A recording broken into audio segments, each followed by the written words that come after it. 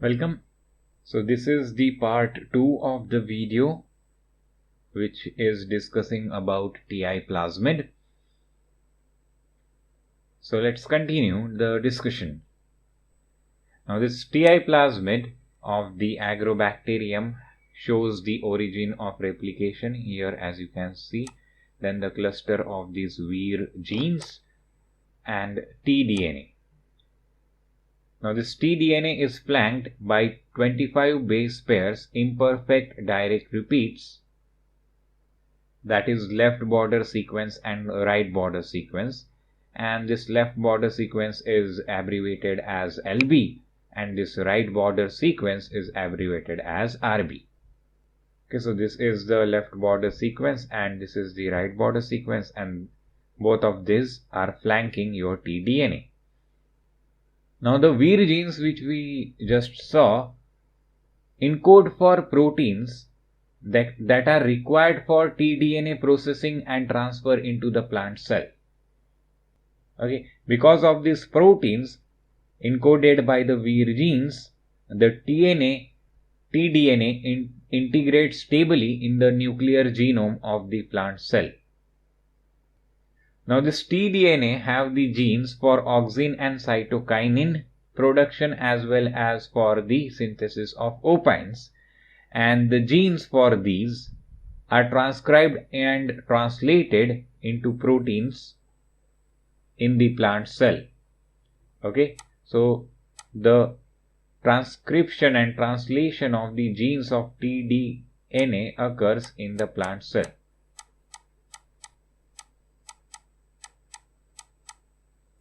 So let's discuss in detail about the genes required for the transfer of Tdna.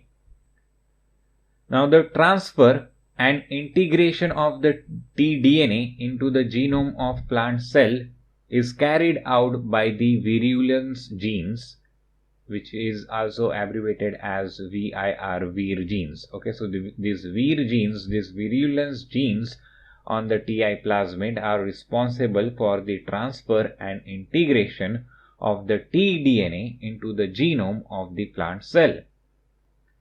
Now this Vir genes is organized into several operons such as Vir A, Vir B, Vir C, Vir D, Vir E, F, G, H on the Ti plasmid. Okay, so these are the operons which are located on the Ti plasmid, and this is what is constituting your Vir genes.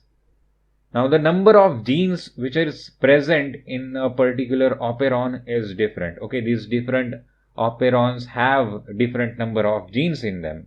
For example, this Vir A, Vir G and Vir F have only one gene, whereas Vir E and Vir C have two genes.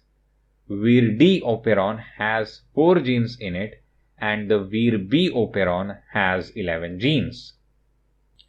Now the virulence genes that we are talking about, okay, all these operons, they are not transferred to the plant cell, no, but they mediate the Tdna transfer to the plant cell, and this thing is kind of analogous to the transfer of plasmid by bacterial conjugation.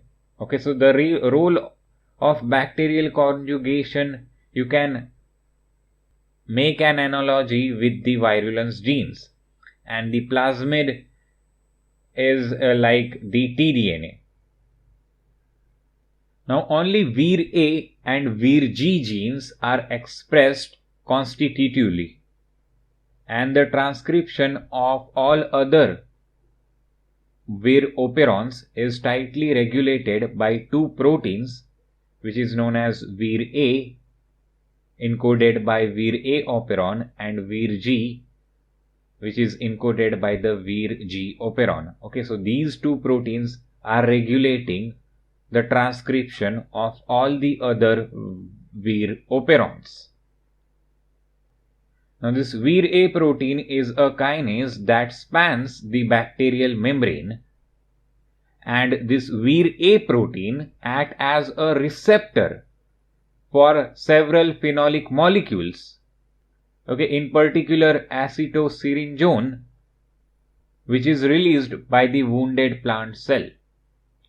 Okay, wounded plant cell releases acetosyringone, which is a phenolic molecule. Well, that is recognized by Vir-A protein. So this is how the structure of the acetosyringone looks like, which is secreted by the wounded plant cell. Okay, and this phenolic compound induces the tDNA transfer by the Agrobacterium tumefaciens. Now this Vir-A and Vir-G, these two proteins, constitute a two-component system that responds to a particular phenolic compound which is secreted by the wounded plant cell.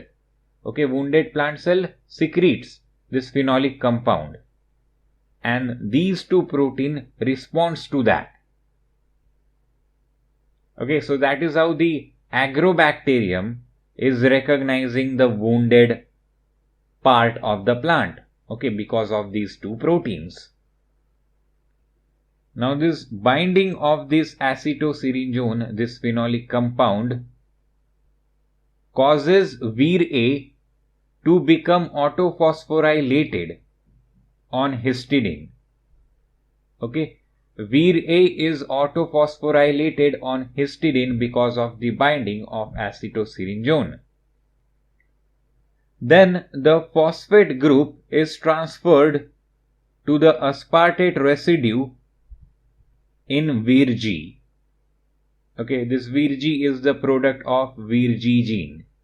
Okay, so the phosphate group is transferred to the aspartate residue of the Vir-G protein, and then the Vir-G becomes activated Vir-G, which act as a transcription activator for other Vir genes. So the activation of this Vir-G protein is required for the activation of other Vir genes. Now this activated Vir-G binds to a 12 base pair DNA sequence which is known as Vir-Box enhancer elements, and this Vir-Box enhancer elements, this 12 base pair DNA sequence to which this activated Vir-G is binding to, is present in the promoters of these Vir genes. Okay, Vir-A, Vir-B, Vir-C, Vir-D, Vir-E. Okay, these operons, in the promoters of these operons, this Vir-Box enhancer element is present, and when the activated Vir-G binds to it, then that upregulates the transcription of all these genes. Okay, so that is how the Vir-G, activated Vir-G is activating other Vir genes present on your Ti plasmid, present in the virulence region of your Ti plasmid. Now the activation of these Vir genes initiates a cascade of events.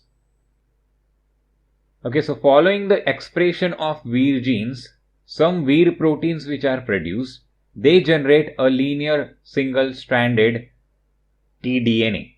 Okay, so when Vir genes are transcribed, the proteins which are produced because of that are responsible for the formation of the linear single-stranded tDNA, which is going to be transformed into the plant cell and going to cause the ground gall disease. Now this process is initiated, okay, the formation of this linear single-stranded tDNA, okay, this process is initiated by the products of Vir-D1 gene and Vir-D2 gene. Okay, Vir-D1 and Vir-D2 are the products, and these proteins are the endonucleases. Okay, so Vir-D1 gene and Vir-D2 gene produces Vir-D1 protein and Vir-D2 protein, which are endonucleases, and this is the initiation of the formation of your tDNA. Okay, that is how it is initiated. Now this protein Vir-D2 cuts the phosphodiester bond, and this Vir-D2 remains covalently attached at the 5' end of the nicked DNA by tyrosine residue. Okay, this Vir-D2 is cutting the phosphodiester bond.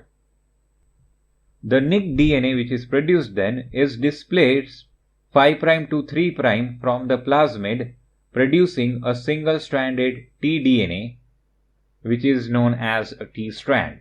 Okay, so there is displacement 5' to 3' of the nicked DNA in the plasmid. After that, the single-stranded Tdna is produced. Now, the association of the Vir-D2 at the 5' end of this T strand has two functions. Okay, it prevents the exonucleolytic attack on the 5' end of the T strand, and it also distinguishes the 5' end, that is the leading end of the Tdna complex, which helps in the transfer of the Tdna. Okay, so it prevents the exonuclease attack and it distinguishes its 5' end. Okay, this Vir-D2 protein that is attached to the 5' end of the T strand. After that, the Tdna is coated with single-stranded DNA binding protein known as Vir-E2. Okay, and this has two functions. Okay, it protects the Tdna from the nucleases. Okay, and it also targets the DNA into the plant cell nucleus. Okay, so after the Tdna is produced, it is coated with single-stranded DNA binding proteins known as Vir-E2. Now, this Vir-E2 is sequence non-specific single-stranded DNA binding protein. Okay, Vir-E2 is a sequence non-specific single-stranded DNA binding protein. Now, this Vir-E2 and Vir-D2 protein, which are attached to your Tdna now, have nuclear localization signals in them.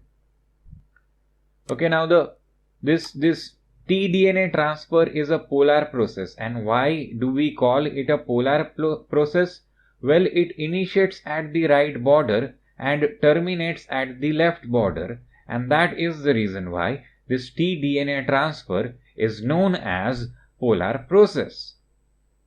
Now, near the right border on your Ti plasmid, there is this cis element which is known as overdrive sequence, and this overdrive sequence, this cis element, is required for efficient Tdna transfer.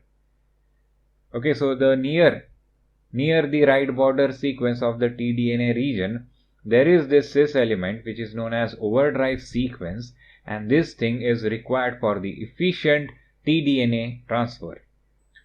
Now, this Vir-C1, this protein specifically binds this overdrive sequence and stimulates the transfer process. Okay, there is this protein. This protein is stimulating your transfer process by specifically binding at this overdrive sequence. Now, this A. faciens, this bacteria, uses type 4 secretion system, which is also abbreviated as T4SS, to transfer the Tdna complex to the host cell. Now, what is this Tdna complex? Okay, now this Tdna complex is the Tdna strand which is coated with Vir-E2 protein, and at 5' end of this Tdna strand there is Vir-D2. Okay, so consider the Tdna strand.